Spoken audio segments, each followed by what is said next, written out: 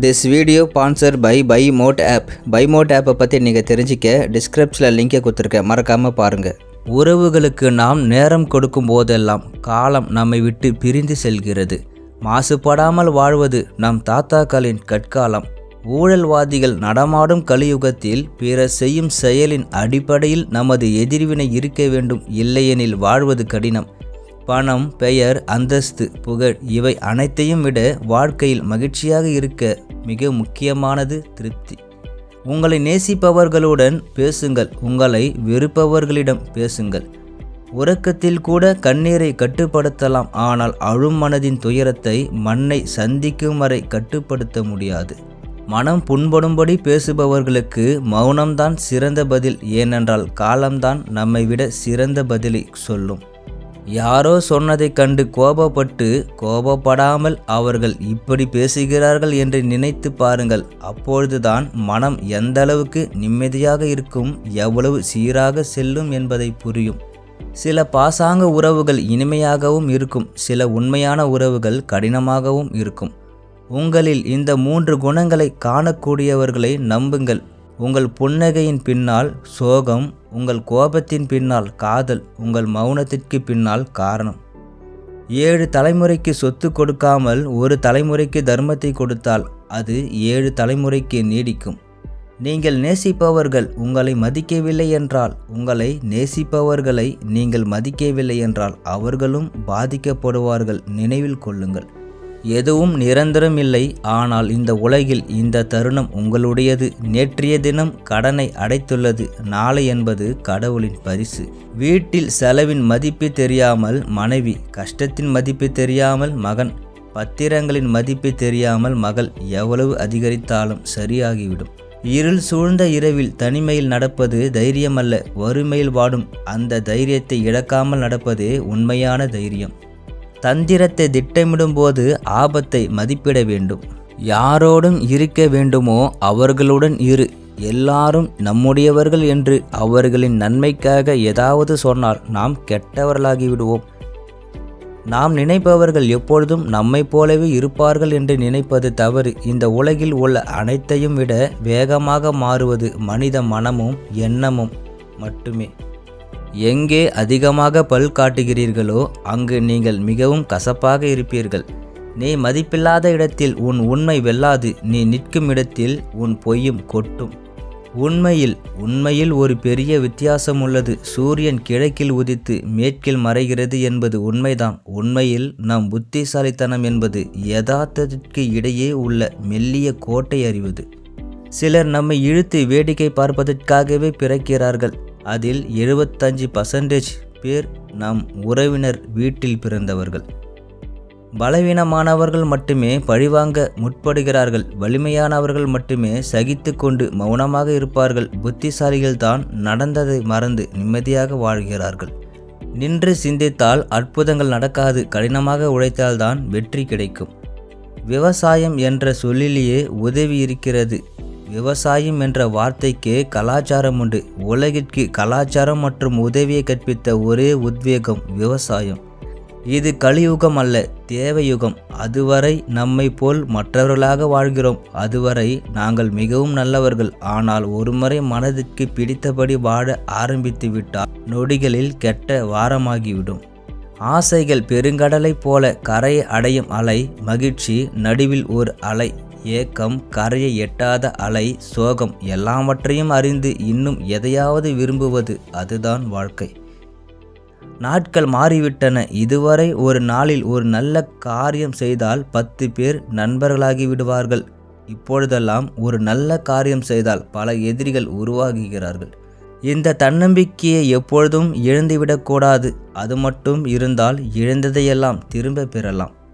செய்த நன்மை வீண் போகாது, செய்த தீமை வீண் போகாது. நீங்கள் யாருக்கும் சிரமம் தருவதில்லை, உங்களுக்காக கஷ்டப்பட மாட்டீர்கள்.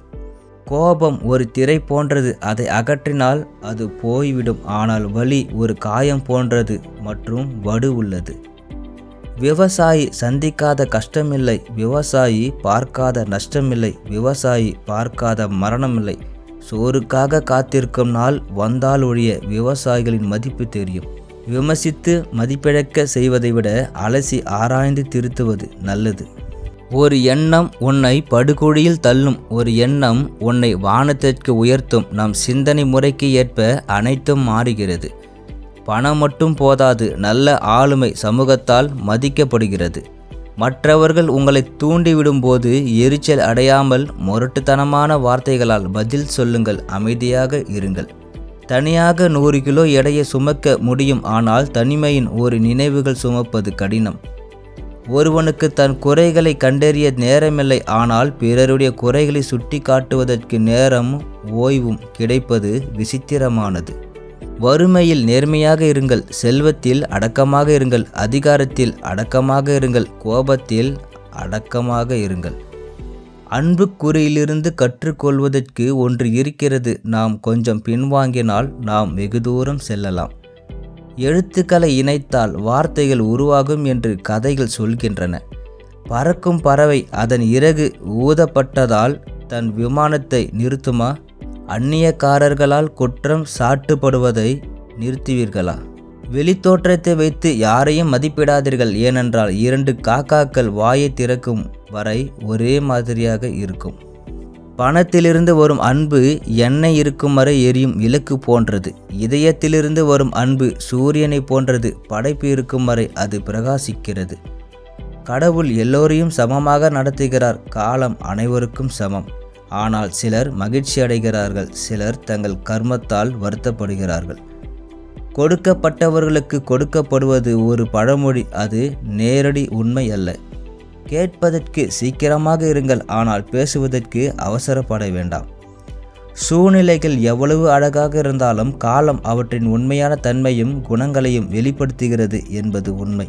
4 நல்ல பேச்சாளர்கள் இல்லாததும் வறுமைதான். உங்கள் வாழ்க்கையின் கதையில் பல கதாபாத்திரங்கள் இருக்கலாம், ஆனால் கடைசி அத்தியாயத்தில் சில மட்டுமே உள்ளன. எல்லோருக்கும் கிடைக்காதே, அவை மெல்லியதாக மாறும். நீங்கள் ஒருவருடன் இருக்க விரும்பும் வரை அது இருக்க வேண்டும். தகுதி இல்லாதவர்களுக்கு அதிகமாக கொடுப்பது சுயமரியாதைக்கு கேடு. தீமை செய்பவர்களை விட தீமையை பார்த்து மௌனமாக இருப்பவர்களால் தான் உலகத்திற்கு ஆபத்து அதிகம்.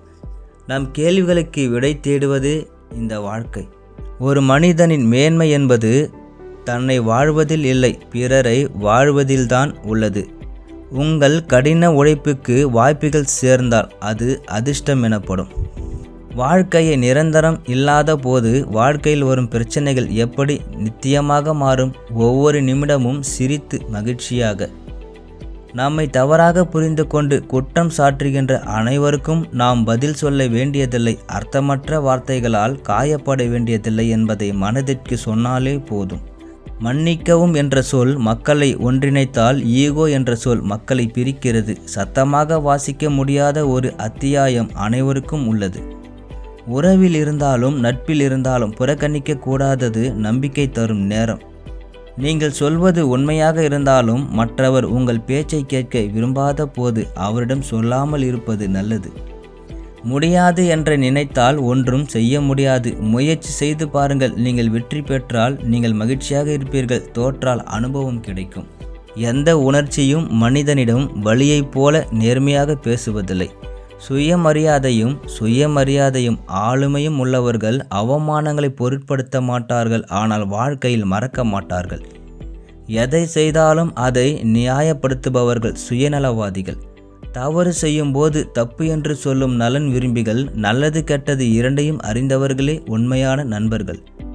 பொய்யான கதைகளை சொல்லக்கூடியவர்களால் மட்டுமே இந்த உலகத்தை ஆள முடியும், உண்மையை சொல்பவர்களால் அல்ல.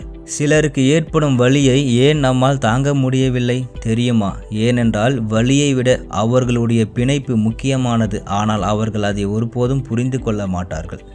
கோபத்தில் பதில் சொல்லாதே, மகிழ்ச்சியில் வாக்குறுதிகளை கொடுக்காதே, அழுத்தத்தின் கீழ் முடிவுகளை எடுக்காதே. ஒரு மனிதன் வெறுப்பால் பணக்காரனாகவோ கோபத்தால் நல்லொழுக்கம் உள்ளவனாகவோ ஆக முடியாது, ஆனால் நன்மையால் அவன் மாதவனாக முடியும்.